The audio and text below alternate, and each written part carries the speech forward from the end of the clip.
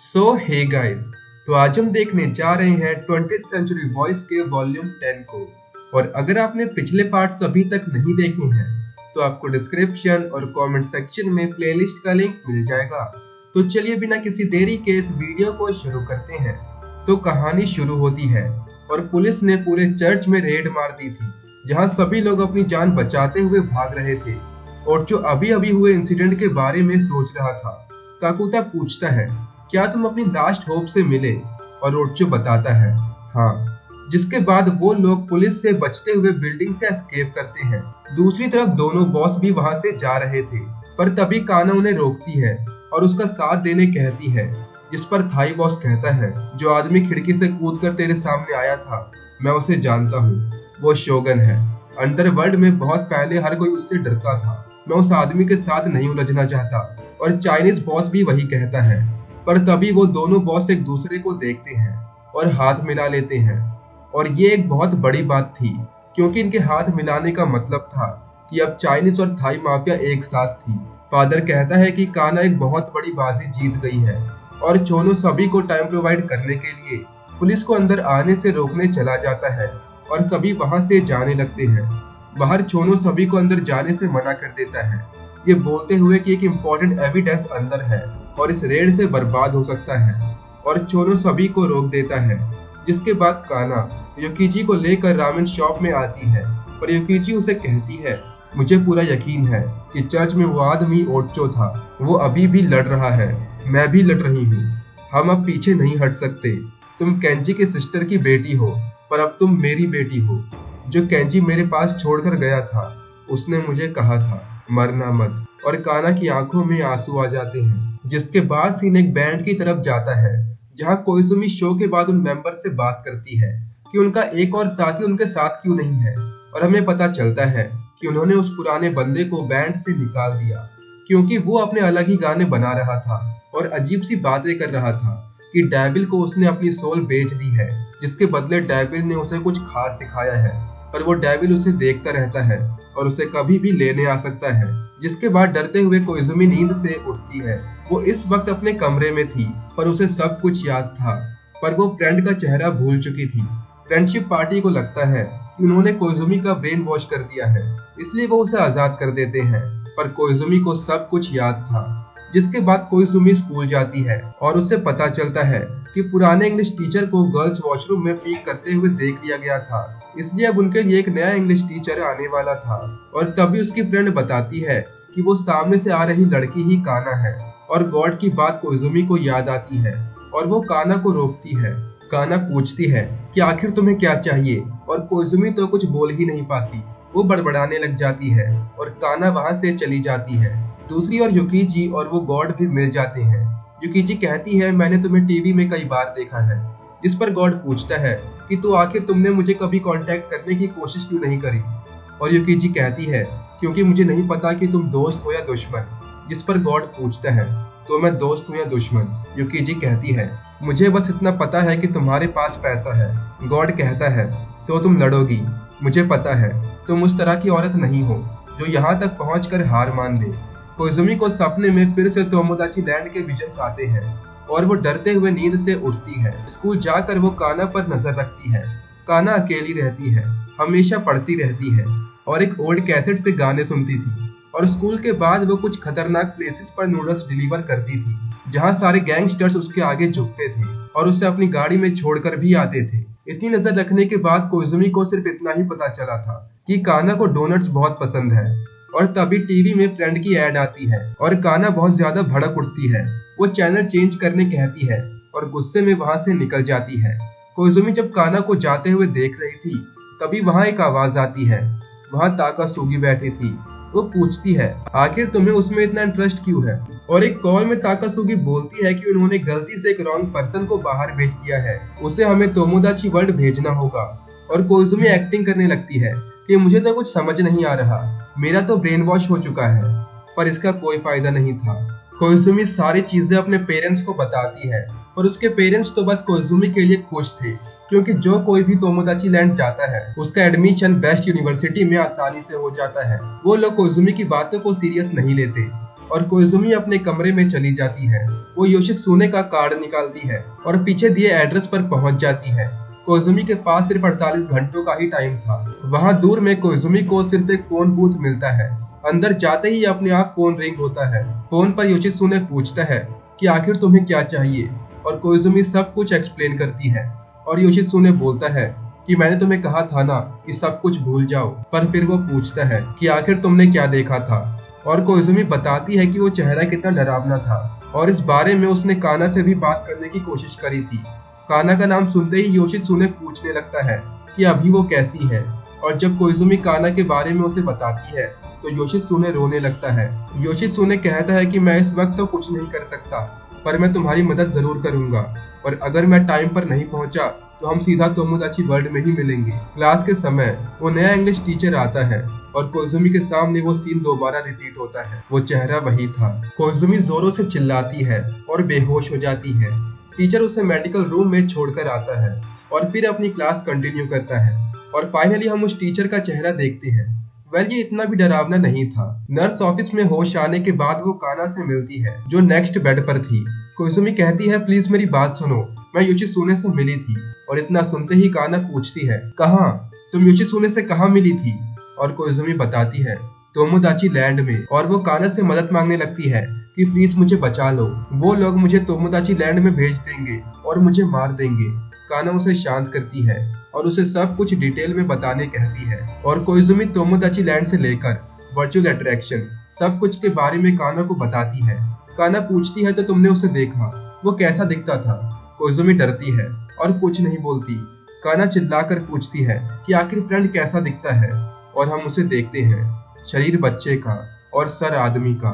उसकी शक्ल हमारे न्यू इंग्लिश टीचर की तरह थी।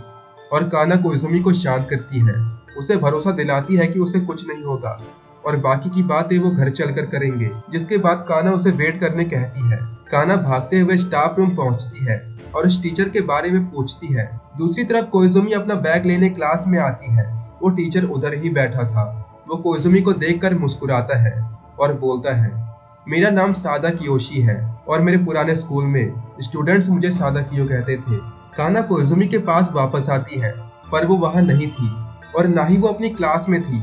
और टीचर का नाम रिपीट करते हुए उसे समझ में आता है कि सादा कियोशी ही सादा कियो है, पर क्या सादा कियो ही फ्रेंड है? दूसरी तरफ वो टीचर कोइजुमी को कह रहा होता है कि मैं तुम्हें घर ड्रॉप कर देता हूँ क्योंकि तुम मेरी क्लास में बेहोश हो गई और अब काफी लेट भी हो गया है।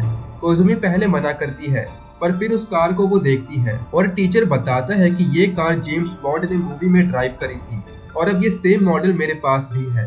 ये कार यहाँ नहीं दिखने वाली। पर तभी सादा कियो देखता है कि बादल आ रहे हैं और वो कोइजुमी को जल्दी से बैठने कहता है, बल्कि जबरदस्ती उसे अंदर बैठा देता है। वो किसी भी हालत में अपनी कार को गंदा नहीं करना चाहता था। पूरे रास्ते वो गुस्से में रहता है कि उसे अब कार को साफ करना होगा और कोइजुमी उसका ध्यान भटकाने के लिए कार में लटक रहे रोबोट के बारे में बोलती है, पर वो उसका गलत नाम ले लेती है। और सादा कियो और भी ज्यादा भड़क जाता है कि अगर तुझे नहीं पता तो दिखावा करने की जरूरत नहीं है। और फिर वो शोनन मैगजीन का नाम लेती है और सादा कियो पूछता है क्या तुम उन मैगजीन्स को पढ़ना चाहोगी? और कोइजुमी कहती है बिल्कुल। और सादा कियो उसे अपने घर ले जाने का डिसाइड करता है। घर पहुंचकर सादा कियो अपनी मॉम को आवाज देने लगता है जो शायद घर पर नहीं थी। कोइजुमी को बुक शेल्फ के पास छोड़कर वो चला जाता है, पर कोइजुमी बुक की जगह इधर उधर देखने लग जाती है और उसे एक रूम में कई मास्क मिलते हैं जहां उसे फ्रेंड का मास्क भी मिलता है। और वो कहता है क्या तुमने वर्चुअल अट्रैक्शन में मेरा मास्क उतारा था? क्या तुमने मेरा चेहरा देखा था? क्या तुम्हें लगता है कि मैं ही फ्रेंड हूँ? और तभी सादा कियो को उसकी मॉम आवाज देने लग जाती है। वो कहता है कि मैं इस वक्त एक इम्पोर्टेंट कॉन्वर्सेशन में हूँ, पर उसकी मॉम उसे बार बार बुला रही थी और वो गुस्से में फाइनली चला जाता है। समझ नहीं आता कि सादा कियो की कोई मॉम है भी या नहीं। और कोइजुमी देखती है कि सादा कियो खाना लगा रहा था और वो उसे खाने के लिए इनवाइट भी करता है। अभी भी वो अपनी मॉम से बातें कर रहा था जबकि उसकी मॉम कहीं दिख नहीं रही थी। जिसके बाद सादा कियो कोइजुमी से कई क्वेश्चंस पूछता है कि क्या तुम अच्छी हो या बुरी? क्या तुम्हें न्यू बुक ऑफ प्रोफेसी के बारे में पता है? जिन सब के जवाब में कोइजुमी ना बोलती है। वो बताता है कि वर्ल्ड प्रेसिडेंट जो चाहे वो कर सकता है, जैसे दुनिया को चलाना हो चला सकता है या फिर सब कुछ एक साथ एंड कर सकता है। फिर से वो पूछता है तुम अच्छी हो या बुरी? जिसके बाद उसकी मॉम उसे फिर से आवाज देने लग जाती है और वो बहुत ज्यादा गुस्सा हो जाता है। पर तभी फोन रिंग होता है, जहाँ सादाकियो प्रिंसिपल को कहता है कि उसे कोइजुमी के बारे में कुछ भी नहीं पता, जिस पर कोइजुमी फोन छीनकर प्रिंसिपल को बोल देती है कि वो यहीं पर है। फोन तो सादाकियो काट देता है, पर अब एक बड़ी प्रॉब्लम में वो आने वाला था, जिसके बाद वो एक बैट उठाता है और कोइजुमी की तरफ देखने लगता है। कोइजुमी डर जाती है, पर वो अंदर अपनी मॉम के पास चला जाता है और हम देखते हैं कि वो एक डिजिटल इमेज से बात कर रहा था, जो कि एक ही चीज रिपीट करती जा रही थी। सादाकियो उसे लैपटॉप के साथ साथ कमरे में रखी हर चीज तोड़ देता है और कोइजुमी को उसे काना के पास ले जाने कहता है। कोइजुमी पूछती है, पर क्यों? और सादाकियो कहता है, क्योंकि होली मदर आने वाली है और साथ ही तू अब कुछ ज्यादा ही जानती है। तूने प्रिंसिपल को भी बता दिया कि तू यहाँ पर है। प्रिंसिपल भी इन सब में मिली हुई है। ड्रीम नेविगेटर्स आते ही होंगे, वो तुझे तोमोदाची वर्ल्ड भेज देंगे। कोइजुमी डर जाती है। सादाकियो कहता है, हमें यहाँ से निकलना होगा, और वो सभी दरवाजे बंद करने लग जाता है, एक को छोड़कर, जिसे छूने से सादाकियो मना कर देता है। जिसके बाद ड्रीम नेविगेटर्स दरवाजे तक पहुंच जाते हैं। सादाकियो उन्हें जाने कहता है और वो लोग सादाकियो को डायरेक्टर कहते हैं। वो कहते हैं, डायरेक्टर हमें कोइजुमी दे दीजिए, उसे री एजुकेशन की जरूरत है, याद कीजिए आप कौन है। और सादाकियो गुस्से में उन्हें जाने कहता है, जिसके बाद वो दरवाजे पर केरोसिन फेंक देता है। वो कहता है, चले जाओ, वरना मैं इस घर में आग लगा दूंगा। मैं एक टीचर हूँ और मेरी स्टूडेंट को तुम्हारी एजुकेशन की जरूरत नहीं है। पूरे घर में सादाकियो केरोसिन फैला देता है। घर में आग लगते ही वो लोग यहाँ से निकलने वाले थे। ये घर फ्रेंड का है, पर असली वाला नहीं, ये बस एक डमी थी, फ्रेंड म्यूजियम। पर इससे पहले कि हम यहाँ आग लगाएं, क्या तुम फ्रेंड का रूम देखना चाहोगी? सादाकियो कोइजुमी से पूछता है। वो दोनों फ्रेंड के रूम में थे, जहाँ सादाकियो उसे कई पिक्चर्स दिखाता है। हालांकि कोइजुमी और जानने से डरती है, पर फिर भी वो सारी फोटोज देखती है। उन सभी फोटोज में सादाकियो भी था, पर किसी में भी उसका चेहरा विजिबल नहीं था। केंची की सिस्टर की फोटोग्राफ के बाद फाइनली कोइजुमी को वो फ्रेंड की फोटो दिखाता है। ट्रिप की बाद की फोटोज लेने सभी बच्चे आते हैं। सादाकियो भी आता है, पर उसे किसी भी फोटो में अपना चेहरा नहीं दिखता। जिसके बाद वो एलियंस को बुलाता है, इस बिलीव के साथ कि वो लोग उसके दोस्त बनेंगे। और इन सब चीजों के लिए बच्चे उसे काफी मारते भी थे। वो कहते हैं, आखिर तू मर क्यों नहीं जाता? मुझे यकीन है तेरे मरने पर बहुत सारे लोग तेरे पास आएंगे। सादाकियो को कभी कोई एलियन बचाने नहीं आया, पर एक टीचर हमेशा इन इंसिडेंट्स के बाद उसके पास आता था। सादाकियो कई लोगों से दोस्ती करना चाहता था, पर जिस ग्रुप से वो सच में दोस्ती करना चाहता था वो था केंची का ग्रुप और उसका सीक्रेट बेस। वहाँ उसे एक और लड़का मिलता है जो कुछ पढ़कर हंस रहा था। वो थी बुक ऑफ प्रोफेसी। वो बुक सादाकियो भी देखता है। वो सोचते हैं कि ये बहुत फनी होगा अगर फ्यूचर सच में ऐसा हुआ। जिसके बाद सादाकियो और वो लड़का, जो कि आई गेस फ्रेंड है, दोनों दोस्त बन जाते हैं। पर फिर सादाकियो का ट्रांसफर हो जाता है और वो अपने टीचर को अपने नए दोस्त के बारे में बताता है। टीचर उसके लिए खुश था, तुम्हें एक अच्छा दोस्त मिला है। दूसरे स्कूल में भी सादाकियो को बुली किया गया, पर वो लड़का अभी भी सादाकियो का दोस्त था।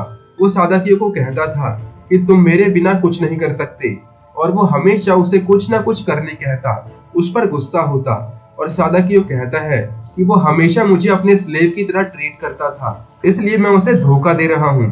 और घर में सादाकियो आग लगा देता है और गाड़ी से दोनों सब कुछ तोड़ते हुए भाग जाते हैं। कोइजुमी कहती है, एक दोस्त ऐसा नहीं होता। जिसके बाद हमें पता चलता है कि वर्चुअल अट्रैक्शन में उस आदमी का चेहरा बच्चे की बॉडी के साथ इसलिए था क्योंकि उनके पास सादाकियो की कोई चाइल्ड फोटो नहीं थी। और एक दिन 8th ग्रेड में सादाकियो वापस अपनी पुरानी जगह जहाँ केंजी और उसके दोस्त रहते थे वहाँ जाता है, पर कोई उसे नहीं पहचानता। जब वो अपने दोस्त फ्रेंड को कॉल करता है तो वो भी मिलने से मना कर देता है क्योंकि वो बिजी था। और जब सादाकियो बताता है कि कोई उसे नहीं पहचान रहा तो फ्रेंड बताता है कि उसने ये अफवाह फैला दी है कि सादाकियो मर चुका है। सादाकियो हर किसी की मेमोरीज से जा चुका था और उसी दिन सादाकियो ने फैसला किया कि वो कभी भी अपने स्टूडेंट्स को नहीं भूलेगा, एक को भी नहीं। जिस पर कोइजुमी कहती है, तो हो सकता है तुम्हारे पुराने टीचर को तुम याद हो। सादाकियो कहता है उस बात को 40 साल बीत चुके हैं, पर फिर भी कोइजुमी चलने कहती है। वो उसी एड्रेस पर जा तो रहे थे पर उन्हें नहीं पता था अगर वो टीचर अभी वहाँ पर है या नहीं। वो लोग उसी एड्रेस पर पहुँचते हैं। वो टीचर अभी भी वहीं था। लेडी बोलती है कि आपसे कोई मिलने आया है। टीचर सादाकियो को देखता है और फिर दोबारा घूम जाता है। सादाकियो डिसअपॉइंट होता है और जाने लग जाता है। कोइजुमी उसे रोक रही थी, तभी वो टीचर उठता है और कुछ ढूंढने लग जाता है। सादाकियो कहता है यहाँ से चलो। टीचर कुछ निकालता है और कहता है कि मैं इसे तुम्हें देने के लिए कब से इंतजार कर रहा था। सादाकियो उस फोटो को देखता है।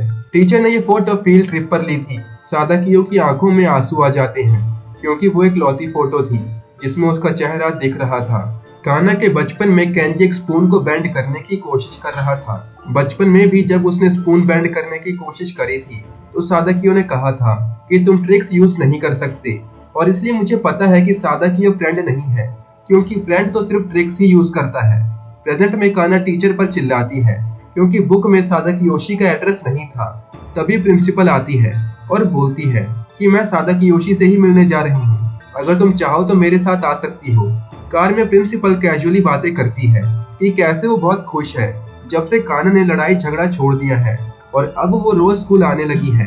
सारे स्टूडेंट्स उसके लिए उसके बच्चे की तरह है, ऐसा प्रिंसिपल कहती है।